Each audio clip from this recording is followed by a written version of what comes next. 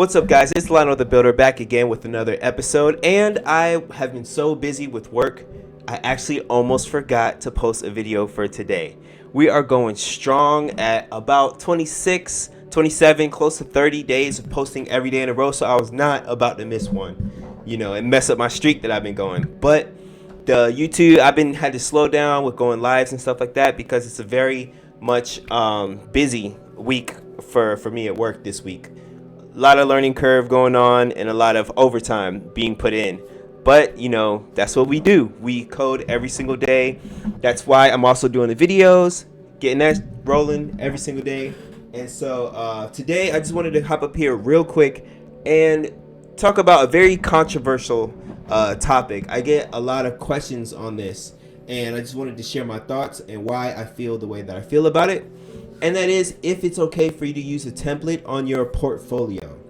And I do believe, honestly, wholeheartedly, that yes, that is very much okay as long as you make sure that you understand what's going on within the code. Especially for you React guys out there, I know that most people's portfolios, when you're a front end or even full stack developer, especially if you're not into really design like that, if you don't like centering divs and doing all of the CSS and stuff like that, a template is perfect for you because you're not always going to be doing design at your job. You know what I mean? Unless you're going specifically for front end.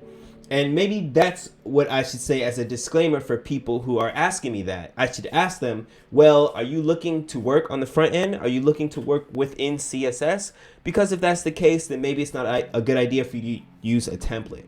But if you just want to show off the fact that you can code, if you just want to show off the fact that you finished all of these courses and that you can build a project, that you can connect the domain to your project and set up the continuous integration to Netlify or whatever your hosting service is. If you just want to show off that you're a software engineer who can build things, I would go ahead and make your portfolio and then put like 3 templates in there, and of course have your portfolio be a template, but then go back and if this is a React project, understand the way that your pages are being displayed. You should still be able to look at every single line of code and explain what it is doing. You got to make sure to still know your stuff. Take every single page and paste it inside ChatGPT and ask ChatGPT, please explain to me what this is doing. Get out your pen and your paper or your Notion app, whatever you do to take notes on, and write all of these things down. Refer to the documentation also to make sure that you understand what is going on, but do not allow the fact that you want to build something from scratch stop you from creating your portfolio. And that's it. So with that being said, let's take a look at some portfolios before we head out of here. I have this for those of you who don't know, I'm Lionel the Builder, leader of the Digital Builders. This is our school, and in here we have portfolio reviews. I forgot I put myself small in over there, but yeah, we're gonna get in here. Let's start from the top. Shout out to Ayo Hassan. Let's check out his portfolio. Okay, right here I would say, let me see. I've heard before that you don't have to have your picture up there. That's up for debate. I have my picture on my portfolio. Some people say it's better to have a logo. Some people say, like, why do we need to put our picture up there? Like, you don't necessarily do to show that you're a coder. But this is something that is up for preference. I would say you might want to put, like, I don't know, a border or something in here to, like, make it a little bit of a better design. But other than that, let's keep it rolling. It's also not a good sign right up the back. This jumps out to me that your about me is hidden behind this card here. So if possible, I would shrink this or even get rid of the about me. People are going to assume that this is the about me. And also the way that you have your picture. And this is desktop view, by the way. Maybe it looks different on mobile. But to have the same picture in there twice, I would say is a little bit maybe not necessary. Greetings. You have your passionate, based in South Africa. Your journey has been driven, insatiable curiosity and love for crafting delight, useful experiences. In your work, you strive to blend creativity with functionality, translating ideas into clean and responsive web applications. I'm dedicated to continuous learning, keeping up with the latest technologies in this ever-evolving landscape of front-end development. So the fact that you're focusing on front end, you definitely want to make sure that your front end is gotta be top-notch front end if that's exactly what you're aiming for. You find joy in overcoming challenges and collaborating with diverse teams to turn visions into reality. Your experience includes HTML, CSS, JavaScript, and React to build intuitive and visually appealing interfaces. Outside of coding, you're exploring the latest trends in web development, contributing to open source.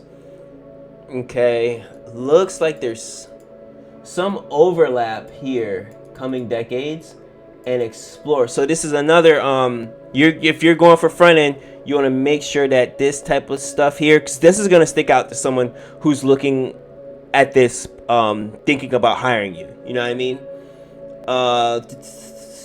Your projects. Let's look at your project. Okay, so they're all projects off of your GitHub. Let's see. Got a nice README here, but I don't see a easy way to click on this project. So I usually recommend having in your README a link, or instead of linking to your GitHub, but then also link to the URL of this stuff if it is hosted, which you can host. Everything that has a GitHub can be hosted on free at Netlify. I see that you've done that with this, so I recommend that you take these projects and do the same thing, so that you don't have to send them to your GitHub. You could send it straight to the whatever the project is. Yup. Projects, works, contact. Where does this go? That's another thing that might stand out. The fact that your contact at the bottom is not. Oh, you're already there. I see how it's already there. So you might want to remove that then. If your contact me is going to be right here, so there's no point in clicking that. If, it's at the footer, then you don't necessarily need it there. Oh, you have it at. So yeah, you have it at the header, which makes sense, but it don't make sense to be down at the bottom, because if they do click it, they're, I don't know. That's just a little feedback. It might be redundant. You know what I mean? But yeah, other than that, you got a solid, I would say solid start to a portfolio, but there's room for improvement, and I hope that my feedback helped you out on that, bro. What time is it? We got 7 minutes. I think that's good. That's qualifies. You know what I mean? I didn't want this to be a short, not too short, but honestly, I'm in the midst of a project right now, deep in the project. So I'm gonna hop back to it. Follow the links in the description. Join the school. Join the Discord. We're going hard in the future. Next week when I have more time. But shout out to y'all, and thank you everybody who's been keeping the community rolling in my absence.